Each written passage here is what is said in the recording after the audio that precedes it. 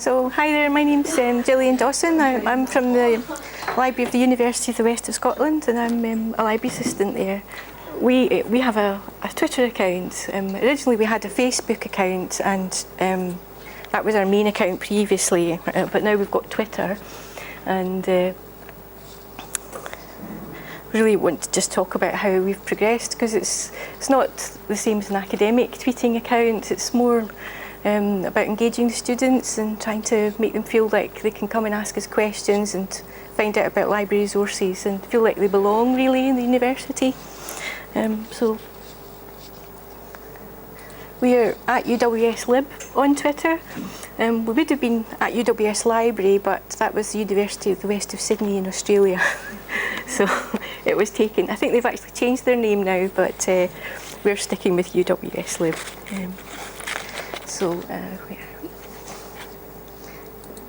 So this is our Twitter account, and you can see it's got a picture from Ayr campus at the top at the moment. But as I said, it is four different towns, but it is one library, and some of the campuses are actually shared with other higher education institutions as well.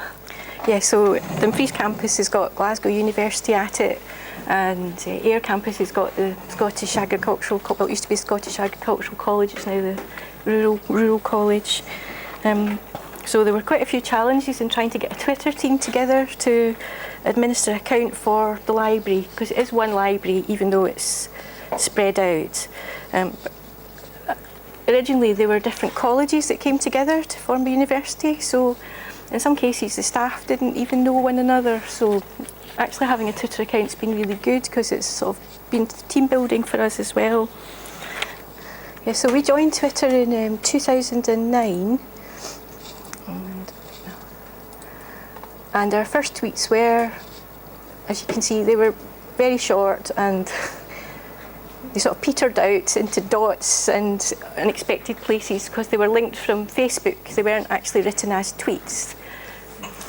Yeah, so originally we were using Facebook, and it was more of a sort of light-hearted, trivial kind of way of engaging students. We weren't really trying to give them any hard and fast information, but we decided that we would do a complete rethink, and we thought Twitter would be the best route to take. It fits quite well with an academic environment, you know. So we decided we would use it for news, promotions, inquiries, spotlighting our resources, service announcements, and we had a pilot project and we had to get some volunteers. So we had somebody from each campus on the team, and we decided we'd take a day each, and one person from each campus would tweet on each day, just Monday to Friday though. It took us a little while to build up because we had to learn how to tweet, because we weren't used to tweeting. We were used to putting stuff on Facebook and it just going over automatically. But we decided that we were going to try and use photographs to try and stop people scrolling past us. So that became one of our major focuses. So by 2013 we had the odd photo, and by 2014 almost every tweet's got a photo, and because if you're using a photo and a hashtag and a link, you've got hardly any room left to get your message across. We ended up putting quite a lot of our information into the graphics as well. But it's sort of mutually assured destruction, because now lots of people put photographs, so you're sort of lost amongst the crowd. So now we're going into using Vine videos instead. So I can show you them on Instagram best actually. We've just recently had an Instagram account, and we did a Twitter advent, and we did little Vine videos from recycled books, just to try and catch people's attention. So they're really quite good fun to make, you know, and we've got the book on display in the library as well, so it's quite nice.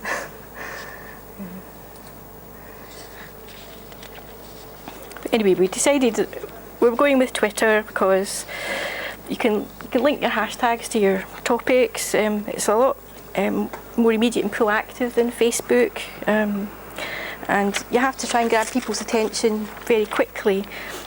So by about 2014 we'd closed down Facebook, and we had Twitter as the main news feed on the library homepage. If I can find it. So it's kind of our go-to chat service, as well as news and promotions and like service announcements for holidays and that kind of thing. So the Twitter team, we all started as Twitter novices. We didn't have any experience, so it's been quite a steep learning curve.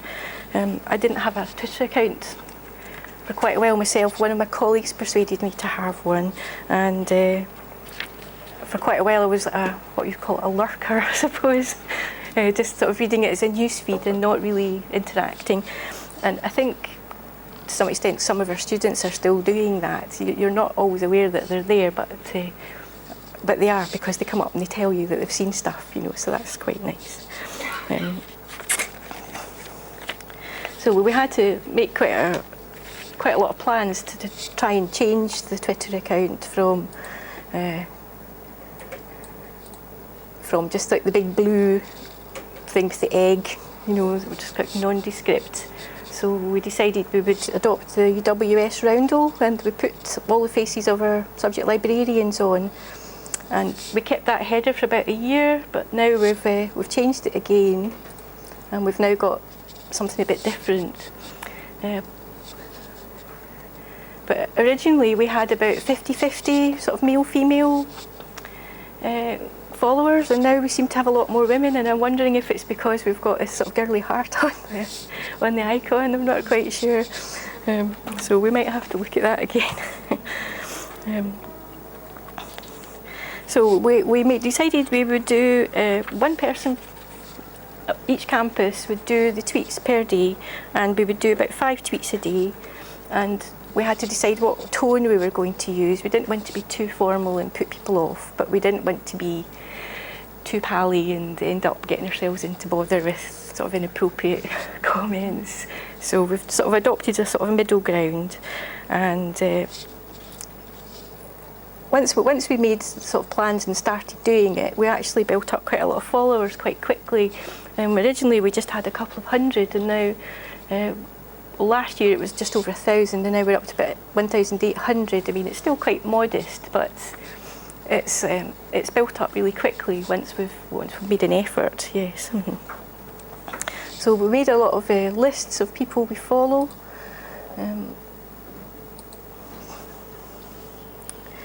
So we've got 19 different lists, but it just makes it easier to find things to retweet. And the particular useful list we've got is the library information science list, and we use that for sort of checking what other libraries are doing. It's quite nice. You can have a bit of fun. If you've got a bit of time, you can interact with them and have a chat, but it's quite hard to squeeze it in between doing other things. It's not our main job. We're supposed to be doing our other jobs as a library assistant, and we're supposed to be squeezing this in around. It's getting a bit easier now, it's more accepted, but originally it was frowned upon by certain people. They thought you were wasting your time, really, but it's definitely changing. So I think it's quite hard to get other people to volunteer to tweet, but we're getting there.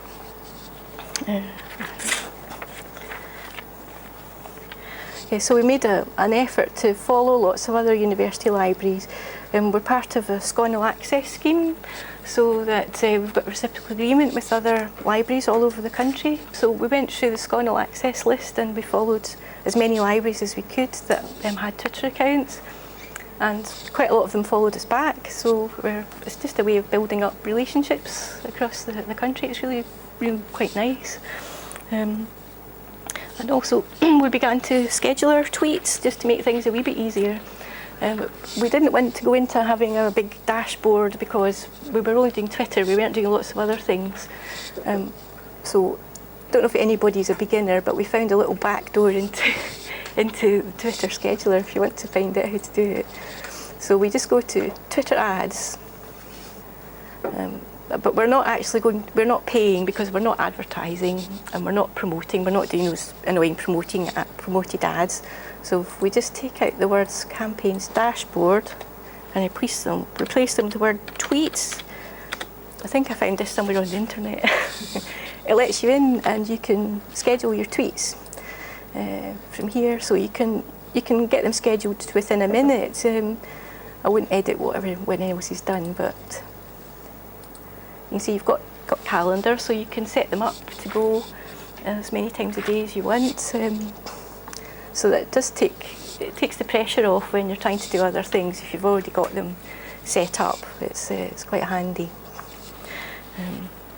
I've just got Hootsuite as well, and you can use that. You can use Hootsuite as well, but you have to log in as a different dashboard. This, you're already in Twitter. Yeah, you use more than one social media stream. Yeah, Hootsuite would be better. Yeah, but we're really only using Twitter at the moment. We've started Instagram, but we don't have the accounts linked, so we might change it later. But we find this is quite easy, and I think if anybody was just starting out, that would be, you're already logged in. If you just know the wee trick at the top, you're away really. It's, the only thing is it doesn't work very well on Internet Explorer, Firefox or Chrome. Otherwise, you can edit them once they're up there. We're quite lucky at UWS. We've got Jennifer Jones. She's one of our PhD research students, and she's also one of our academics. And she was voted by JISC one of the top 50 in UK higher education influencers. And we were quite lucky. Earlier on, we had a class with her, which part of SILIPS, which is a sort of library information group. And she really turned around the way we were thinking about our Twitter account. We'd been thinking we were just going to be pushing out information to the students the whole time, and she told us no. That's not really the way to go. We shouldn't be all hung up on the numbers and how many followers we've got. We should be focusing more on engaging with people and sort of interacting with them and making them feel like they belong, and that they're part of the library. So it's creating a community rather than an audience, but it's quite hard to quantify how that happens. And sometimes when you go into, I don't know if it'll be like this today, but sometimes if you go into, where are we? Twitter analytics. At the top of there, you see all the big red arrows going down, and you think, oh no, it's the end of the world. But it isn't really. We just have to get away from not thinking about that too much. It's not the main focus on what we're doing, really. So let's have a look at our followers. So we've got quite a lot of different followers. Most of them are UWS students, and most of them are sort of local to the area that we're in. They're sort of west of Scotland.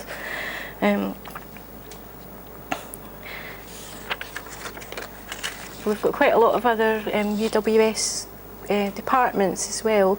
The whole university is quite big on Twitter, so it is quite a network. One of the useful things is the main university account. It's actually got over 9,000 followers, and they're very good at retweeting our service announcements, like our opening hours and that kind of thing. And that gives us quite a big reach without us having to do all the work. And they're also on Instagram and Facebook, so they're sort of disseminating our information for us as well, so that's quite handy. And we actually had one of our vines that we had, I'll try and show you. We made a little origami vine out of one of our Sessions for Success leaflets. These are our classes that were held in the library. They were jointly with the Career Service, Effective Learning and the library staff. And we made this little vine video, which we thought was quite nice, but didn't really get very many retweets or anything on our account. But the university account picked it up, and they put it out really quite regularly, and it really drummed up quite a bit more business for the sessions. It made it really worthwhile for the librarians, I think. So I mean, it's quite handy if you've got somebody like the university, sort of overarching, that will help promote you as well. So the analytics, it's quite useful because it does give you sort of peaks of. Sometimes it's something unexpected, you know, that captures people's attention, but overall, you can't really tell what's happening too much on it. And one of our most popular tweets was actually, where are we? It was actually this one. It was actually a retweet of someone else that we modified it and put on the National Poetry Day hashtag. And over 10,000 people ended up seeing that particular tweet. And it's just luck, really, that we put a useful hashtag on and it took off. So it just shows you if you've got a good hashtag, it does make a difference. And we have sort of striven to have specific hashtags that we use for the library. So we have a hashtag for each campus, and then we have a general library one. And we have the Sessions for Success as a hashtag as well, so people can follow all the sessions. If they just click on that tag, it takes them to everything. So it does make it a wee bit easier for people. Yeah, so one of the things that we had done was we had decided we were going to try and use lots of photographs. And last year there was a National Acquisitions Group conference. It was held. It was a workshop held by Ian Clark of the University of East London, and he used our account as one of his examples for the groups that he was working with. And they picked us out because the use of photographs, and we were actually the only one that had a link that went straight to our account. So it was quite nice to show that something we'd set out to do had actually worked. Because you're not always sure if what you're doing really is being effective. So that was lovely. And as I say, it's really been quite a steep learning curve for all the people involved in the Twitter account. But it does have quite a lot of unexpected advantages for us. Working in the library is a lovely job, but it is quite routine, and you're working from lists and doing quite sort of methodical things. So it's quite nice to have a creative sort of outlet in the library that's also useful for the library as well. And also you're looking not just looking for sort of local interest and direct information, but you're going through the website looking for little quirky things, and quite often when you're doing that you come across unexpected things, or quite often you find links that are broken, so you can be helping them to fix the website at the same time. And it really has fostered a better connection between all of our different campus libraries. So you feel like you are part of a bigger team, and it's sort of engaged the staff as well as the students. And the other side of it is, it does mean that we have to keep learning how to do stuff. We're not just sort of stultifying. We're having to sort of do IT courses and keep up with new technologies, and it is part of sort of lifelong learning, really. And I'm here today. This is the first conference I've done, so this is something new for me as well. But one of the nicest aspects is actually when you feel like you have actually come part of the way to creating a community. As I say, it's quite difficult to tell, but I'll give you these examples. We have a couple of different students who have interacted with us. There's one student who tweets all the time. He's just a regular tweeter, and the other one doesn't tweet very often. They're actually both now alumni. They've left and they're still interacting with the library, so they obviously do feel that it's important to them. In fact, this chap here, he was in the library all summer, and he was writing scripts, and he sent us a link to Amazon and asked us if we'd plug his scripts for him. So we did, and it was quite nice that he was making use of us. And the other chap here, he actually worked on the Kelpies, which are one of these big engineering, it's like in between engineering and artwork, really. And it's quite a feat, and he's one of our engineering students. And it was just such an iconic thing for it to be part of, you can say he's grinning from ear to ear. And he hardly tweets at all, but I cut my chin actually on a book. And he replied to us. So it just shows, even if you don't know that they're there, they are actually, they are actually reading, our information, and they're still feeling that they want to see how we're getting on. It's kind of like when I first started, I was just reading it as a newsfeed and I wasn't interacting with anyone. So it's quite nice that you know that they're there really. So, and the other thing we have is a connection with some other libraries as well. Unfortunately, one of them was Spidergate. we had those huge spiders in the library, but quite a lot of other libraries all had them at the same time. And there was quite a lot of pictures getting tweeted back and forward of trying to gazump everybody on who had the biggest spider. So that was quite nice. And we also had it's Poet to Work Day, where you took a little picture of a poet in a stick in your pocket. But we had to eat lots of ice lollies before we could get the sticks to put the poets on. So we had a wee bit of banter about that as well. So that was quite nice. I'll see if I can actually find the Poet to Work for you.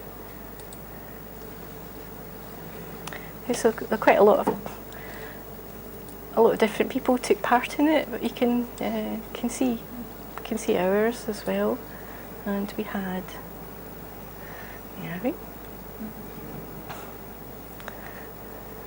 We had Robert Frost and Alice Oswald for ours, and we had a little vine of them somewhere as well.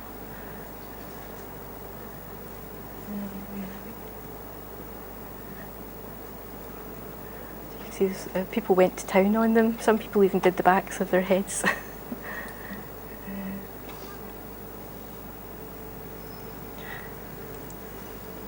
So it's quite nice to sort of take part in things like that. I've got a sort of literary connection, but they're not academic.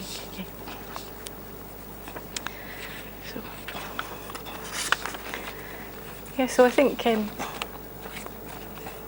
we've really moved our Twitter account on quite a lot, but we don't pretend to be experts in any shape or form really. We're just learning and bumbling along and doing our best. But even at that, it does actually make a big difference. So I think if people are worried about giving it a go, I would say just try it out and do it. Because, as I said, even if you don't think you've got a lot of followers and the big red arrows are pointing in the wrong direction, actually you're probably doing a lot more than you think you are. You are building up connections, and it does make a big difference. So I think it's definitely worthwhile. So that's me. Thank you.